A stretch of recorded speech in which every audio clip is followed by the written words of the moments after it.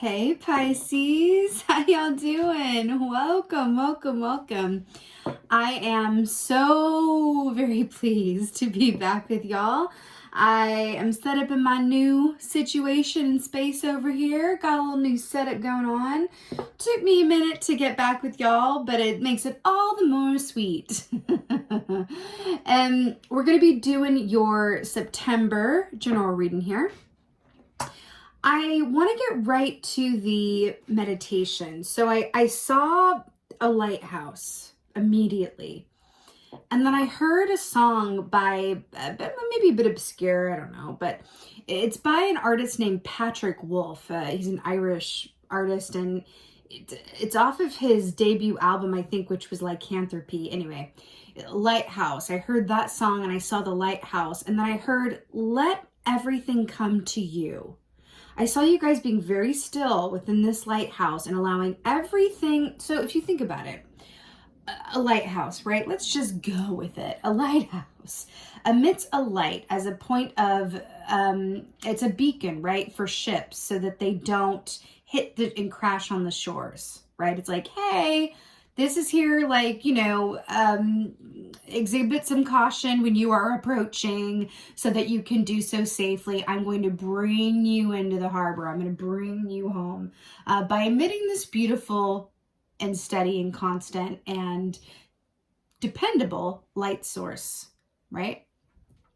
So I'm hearing that for you guys, the ticket is to be that source of light, right? Without feeling the need to go and do too much else. Now, what does that mean? What does that mean? That means that at this point in time, I'm feeling that you are in a unique position to be an ultra attractor, right? So I feel like you are attracting what is drawn to the light, right? And that you are going to be in a position to best filter out the moths, the beautiful, lovely moths that are attracted to that light, or any other, excrement that might be attracted that is not a beautiful, lovely moth. It's almost like you're your own filtration system, but you're using your inherent source of light to distinguish what is actually attracted to you within your highest and best good and for the right reasons. And then what of those are, and no shade, but what of those are mosquitoes? You are distinguishing the moths from the mosquitoes. That's what this feels like to me. So yes, I heard let it come to you. I feel like there's an aspect also of your strength and your foundation. A lighthouse is near water, right? Near the ocean. So there's an aspect of that, but you are steadily on land. So there's a certain aspect of grounding that feels very much in your energy for this month. Feeling grounded, but also with, adjacent seafront access to your intuition and emotions, but it feels very still. It feels very strong. It feels very calm, and it feels expectant. I want to use the word expectant. And then you're going to know the right time where it's time for you to move and go out and get again. But right now it feels like the ticket is all about allowing yourself to be a receptor. I saw that, at the right point in time, I saw that lighthouse emerging from the top of the lighthouse, a hawk. A hawk, darling, which flew out and flew right around. Now, hawks, I love to say, the best part about their medicine is that they're able to see the big picture and the details simultaneously and just as well. So I feel like there's an aspect of accruing that inner sight and vision for yourself before, flying free from said lighthouse. I also feel like there's a certain sense of regeneration that's going on. Recuperation, regeneration, before the time to move is upon you. So it's really nice, Pisces. Let's see what your animal energy is. Oh, I love this so much. So we got the camel. This makes me very, very happy. The camel equates with temperance, and the tarot deck, which is about what? Balance, patience, timing.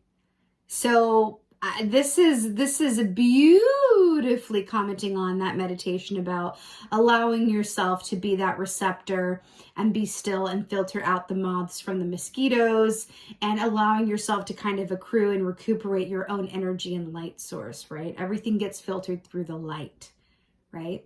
Which also says to me that there's no hiding. There's something about your vision where you are really fine-tuning your visual senses and perceptors. It's very important how you see things, because that can also translate to, your perception. How do you see yourself in others? Or are you viewing things through the lens of the light or the shadow? And this came up for one of the other signs as well. I think it was Aquarius, where sometimes if we don't give credence and time to our shadow selves and aspects, it can run us as opposed to us working with it mindfully, right? So there's an aspect here as well about integrating the shadow aspects within and for you so that you are mindfully making decisions and choices from a place of clarity with both sides of the coin, meaning your light and shadow aspects well accounted for, right? That feels incredibly important here. Also, the camel energy is very much about perseverance, and I really love this blue moon. This feels very Piscean, darling, with this blue moon on the ocean, right? Just showing that there's a certain, there's a uniqueness of your ability within this that I feel like is on the other side of this time, where your perceptory senses are going to be at an all-time high the more that you embrace this time for stillness and filtration. Let's see what's going on for you guys. Pisces for September. Going on. Yeah. This surprises me not at all. So here we have the Lady of Cups. So this is the Queen of Cups. So this is y'all under the full moon there, obsessed. So Queen of Cups, this really couldn't be more on the nose, really. She is the most intuitive and empathic queen there is. Now I want to point something out. Remember when I saw the Lighthouse? Now I'm really drawn to this pillar here because this is beautifully exemplifies what we were just talking about that came through in the meditation. It's about in that inner movement and stillness, allowing things, people, places, ideas to come to you that results in you being able to take all of that information and experience and filtration process and fly out and be a hawk and go get it, right? It's really beautiful. Now here's what I'm really obsessed with too. Do you see how the water, she's on land. Remember how we talked about the lighthouse being on land, but water adjacent? So see how this water is kind of coming up to meet her, and it is literally acting as a seat of support for her. You are supported by your intuition, by your emotional self, right? But you are grounded on land. This is a beautiful depiction of what we were seeing coming through. And I love that this is you for September. I also want to point out the blue roses. We were talking about the blue moon and embracing your unique qualities and your perceptory abilities. I'm getting the Oracle at Delphi. So the Oracle at Delphi in Greek mythology was the visionary, the seer, right? She was very revered, a bit of a tough gig, really, but being a seer is. There's just, I'm telling you, there's something about your perceptory abilities. You're able to see things. It's like a heightened high priestess kind of aspect of yourself that's coming up in September that wants to be nourished and given space to grow right now through stillness.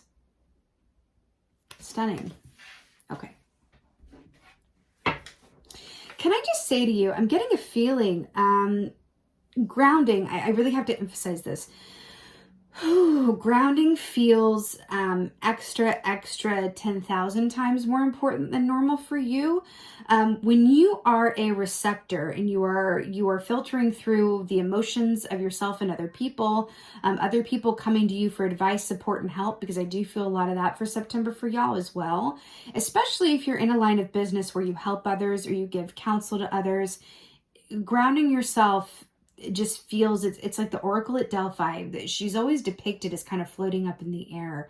And I'm seeing the image of like a golden lasso being tied around your foot to kind of ground you to where you are as well. So I'm hearing the power and ability that you're going to have to kind of suss out the best situations and people and timing for yourself after this time period is really going to be facilitated best by you taking the time to ground yourself mindfully during this process of being a receptor.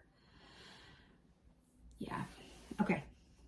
Because I feel very like heady, woozy, like all the more important to ground yourself, nourish your body mindfully, take time off to really enjoy life as well. And because it feels a lot of the emphasis is on kind of physical health, mental health, spirit health. Health feels like the word I'm looking for here, health. And that feels like the name of the game. So appreciate and enjoy this time for what it is, and take this opportunity to really give credence to your mental, emotional, spiritual, and physical health, because it is preparing you to move forward into the next thing with your cup full and feeling like you are operating on all cylinders. It feels important. All right. Suki. So we have another moon here, just Pisces moon reading. So Five of Swords, traditionally speak, interesting with the land and the water and the fish, right? Traditionally speaking, Five of Swords is, acting outside of your integrity or others around you, not coming from their own integrity. It's sort of an aspect of, wow, these are the aspects of myself or others that are, I feel like in this context, not of the highest and best good, translates to the aspects of yourself that lie in the shadow. I keep going back to this for you guys because it's back to that shadow side of the moon as well, how the moon wanes and turns and all of that. You've got 3 moons here. It feels very pertinent for you guys, right? The moon cycles. I feel like you're being asked to really spend some time with your shadow side. And this came up in Aquarius reading as well. So what I said in that reading, what I feel like is coming up, is they got 5 of Swords too. What I feel like is coming up for you guys is imagine your shadow side as imagine access to your shadow side in the form of a movie theater, right? And the ticket of entry into that movie theater to access your shadow side is asking yourself the question, what is my greatest fear? Boom, answer that. That's the price of admission into the movie theater. What is my greatest fear? Okay, it's, for example, fear of abandonment. Okay, you're into the theater, you sit down, you let the movie come on, and it's about what is at the source of that fear of abandonment. And then when you figure out the source of it, how is that fear subconsciously or consciously affected my decision making or how I see myself in the world around me? How has my fear, aka my shadow aspects, affected my life?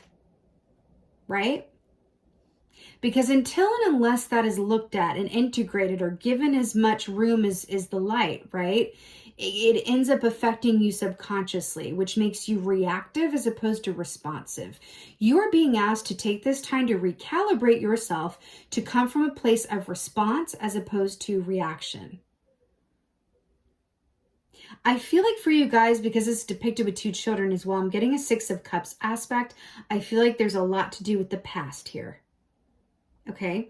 Maybe there was a time in your past where you acted out of your own integrity or others did and you're still holding on to it. You still have that pain. Sometimes you dip into it from time to time when you're having a low moment, whatever that is for you. But I feel like there's a call to go back to the past or a past aspect of yourself that is informing this shadow side for information. And you know what? I'm going to be honest.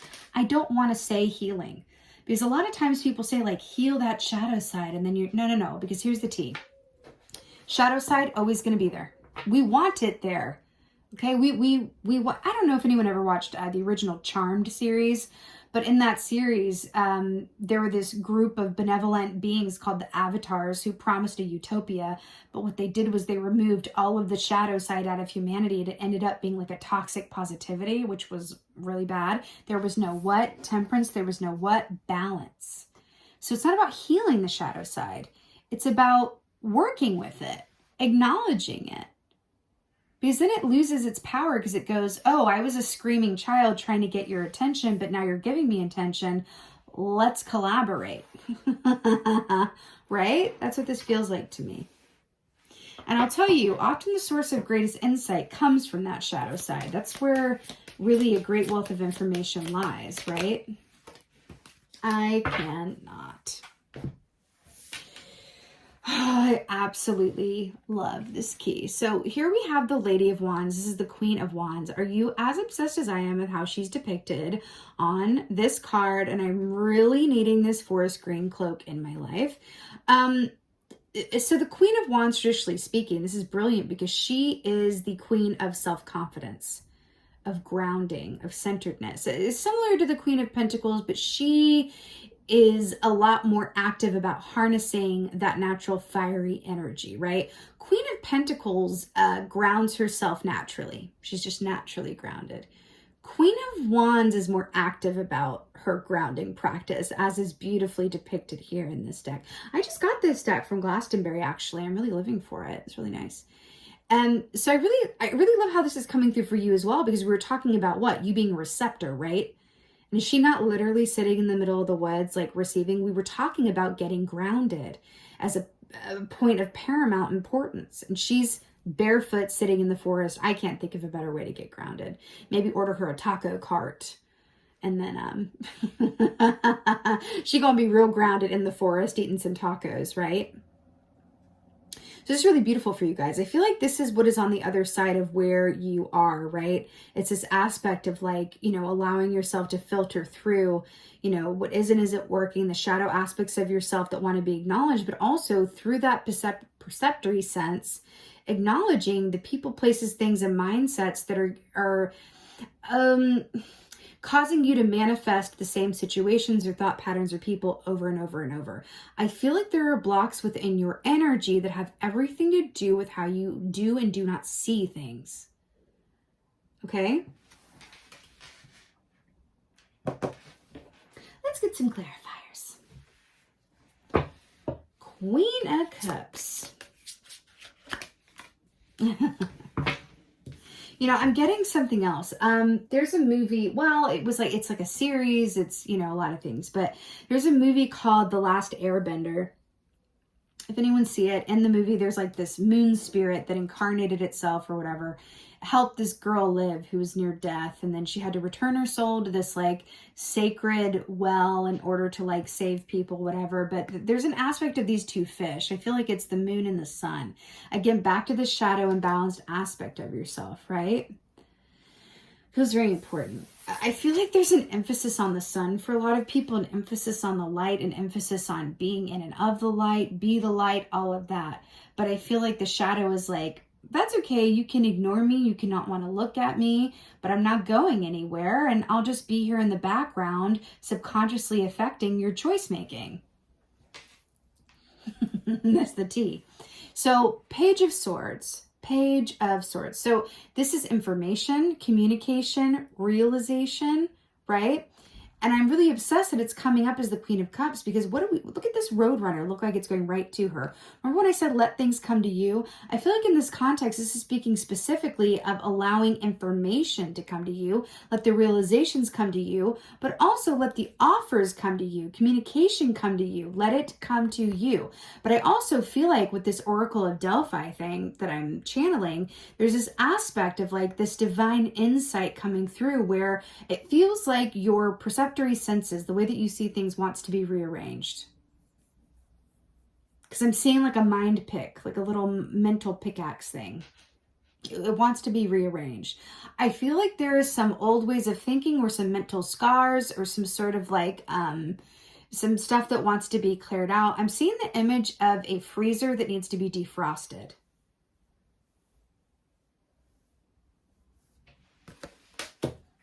You know, be open to help and advice from others as well. There could be people that, you know, and I have to say this.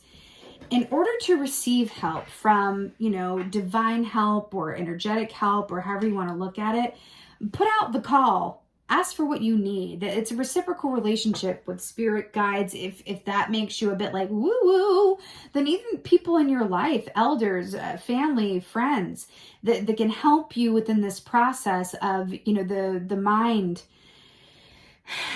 being rearranged a bit and allowed to go, wait, what has been affecting me? What has been affecting my choices? Oh, it's my fear of abandonment. that has dictated several big choices in my life. If I didn't have that fear, or if I integrated that fear, how different would my life be right now? You know, whenever I give readings, I always say, like, the client will say, like, for example, why can I not, you know, find a relationship that, you know, I want, that someone who loves me unconditionally? And I always say, that's not the best question. Let's reframe that. I think it's rather, what's keeping you from being a vibrational match to this relationship that you say that you want? What is it within you? Is it a belief that you have that you're not worthy of it, or that it's not possible?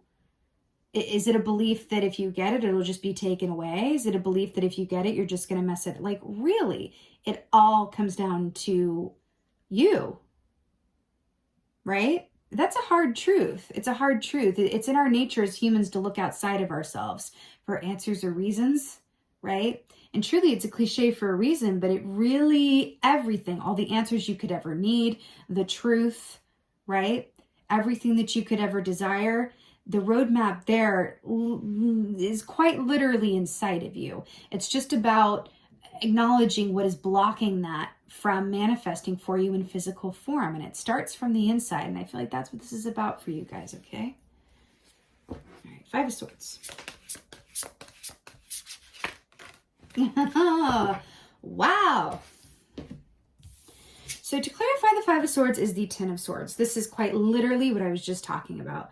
So the Ten of Swords is very, sorry, by the way, there's like a light that I need in order for y'all to see, but it keeps, I'm trying to like outrun the glare. So before I get a bunch of comments, it's like, there's an orb. It's a light, a real light, as in a man-made light. Ten of Swords is about complete endings, full endings. Yes, that is a sword piercing a poor little pigeon. Okay, blood coming out. That is the complete end of a cycle. With the Five of Swords, remember what we were talking about? I feel like this is welcoming an ending to how you have seen yourself, your circumstances, and altering your perception and your perspective. You're being welcomed to a new way of seeing things and moving about in your life and times. Right? There is something in your behavior or the way that you see things, or it could be in your surroundings as well. It could be where you live. It could be someone you live with. It could be something in your environment, right? That is not necessarily conducive to what you actually desire from a soul perspective for yourself, right? I'm getting specifically someone who lives somewhere that's very noisy, or very frenetic, or has a lot of, you know, noisy neighbors or contentiousness. Somewhere where you live is no longer matching up with like what you want from a soul level, but you can't necessarily clock it that that's what the issue is, right? But you're really being called to like go to a suburb or a country somewhere where that's an example where it's something like, what in your given circumstances, whether it's within you or around you or both, is now at odds with you. It's asking for you to identify what that is. Again, back to that shadow aspect of yourself as well, because that's in there too. Acknowledging it and allowing it to end. Okay? I keep getting that. So someone's living situation wants to change, but they're resisting it or not seeing a way out of it. Queen of Wands.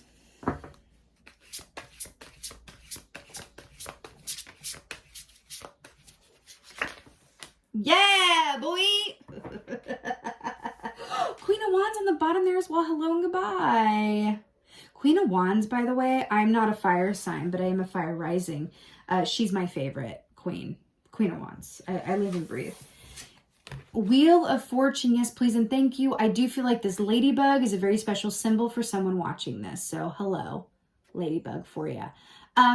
The Queen of Wands with the Wheel of Fortune, this is about allowing the luck to change, your luck to change for the better, and understanding that regardless of what you do, change and life and movement occurs, right? Where the wheel goes, no one knows, but it will go up and go down, right? I also feel like this is mirroring the sun behind her head as well. I just want you guys to take a second to look at this, because you have the Queen of Wands here being a receiver and receptacle while grounding herself, allowing herself to be a magnet for all that she really attracts and wants, in disallowing herself to be blocked by any unresolved shadow aspects. And then the wheel turns and luck happens. Have you ever heard people go like, I can't believe it, my luck just changed. This happened, and this happened, then I got promoted, then I met my husband, and then I did this, and then I found a puppy, and then I won, you know, this like prize, and then right, that's the wheel turning because a blockage has been removed. And then as one good thing happens, you start to believe that you're capable of attracting more. And then it goes on and on and on and on and on. I do feel like in your third and final position here, this is a note that once the wheel does start to turn for you, oh, it is going to turn. And so I feel like that's where the hawk comes in to say when that happens, it's going to be very helpful and important that you're able to take on that hawk energy and see the big picture and the little details at the same time and remain grounded while doing so. But there's a lot of change and transformation that wants to happen for you. It's coming up. Take this time to work that filtration system from a place of stillness and really look within to, you know, what has gotten you where you are and what you have, right? Both from a light and shadow point of view, the good and the bad. I live for the oracle that y'all just got. The Dream Walker, dreams, the collective good, illusions. I literally can't. Homegirl is literally playing a flute with a little fairy there, okay? With a little fairy, with a dragon and what looks like a sort of crane. I am so here for this. She's literally standing on a rock around water. So back to this imagery as well. You know, this is about how you see things, is what you see. It's like kind of a snake charmer energy here, is what you are seeing and perceiving. Is that the truth? Is that real? Or is an aspect of yourself that wants to come out for expression in terms of fear healing or, you know, trauma or, you know, releasing the past. I feel like for, I'm getting that for a group of you guys, this has to do with reframing the past. The further we get from the past, we're really good at human beings. It's kind of like you can get a whole stream of compliments and you get one criticism, but the criticism is all you remember. I feel like that's pertinent. For you guys in a way. And I feel like some of it has to do with the past. That's that Six of Cups vibe I get with the Five of Swords. Either there's something about you were wronged or there was something you did where you just kind of like, it's like you go back in time and pick that scab. And I'm really hearing to reframe the narrative of what happened, what led you to where you are. There's something that wants to be rescripted within and for you. So perhaps allow that energy in and allow yourself to buy getting that ticket into the movie theater of your shadow side, right? And going like, what do you have to tell me? I want to work with you so that you're not working on me. Okay? All right, Pisces. Woo! This was something else. I'm hearing on a last note, I'm seeing an image of popcorn. Which is my symbol for, again, to the movie theater, but I'm seeing an image of popcorn when I look at this candle. You know, the camel always trusts that it's always going to find water when it needs it. So it has a sense of trust. It doesn't worry about the past. It doesn't worry about the future. It doesn't worry about where the water or dinner is coming from. It is the most joyous animal because it derives that joy from whatever moment it's in. So I'm getting an explicit note about being in the now moment, and then also the popcorn of it, but the fun popcorn of it. Take time to enjoy yourself within this time as well. I'm hearing take a break from some of the more intense energies that you may encounter by watching movies, funny movies or romantic movies or whatever is your zhuzh, you know, walks, stillness, things that get you out of this sort of, it's ways to ground yourself, right? Ways to ground yourself, nourish your body, and align yourself to a place of acceptance, clear perception, and gratitude. Okay? All right, my lovely Pisces, this is your September general reading. I just want to thank you guys so much for being back here with me, for all of your lovely notes that I got from you guys while I was away and transitioning here. And I'm going to ask you of a favor, which is let me know in the comments below what y'all been up to. What have I missed? How is this landing? How y'all doing? Please let me know. I cannot wait to read through the comments. It's my absolute favorite part hearing from you guys. And with that being said, I very much look forward to being back with you very shortly. And thank you guys again so much for being here. And most of all, and as always, thank you for being you, and be well. Until next time.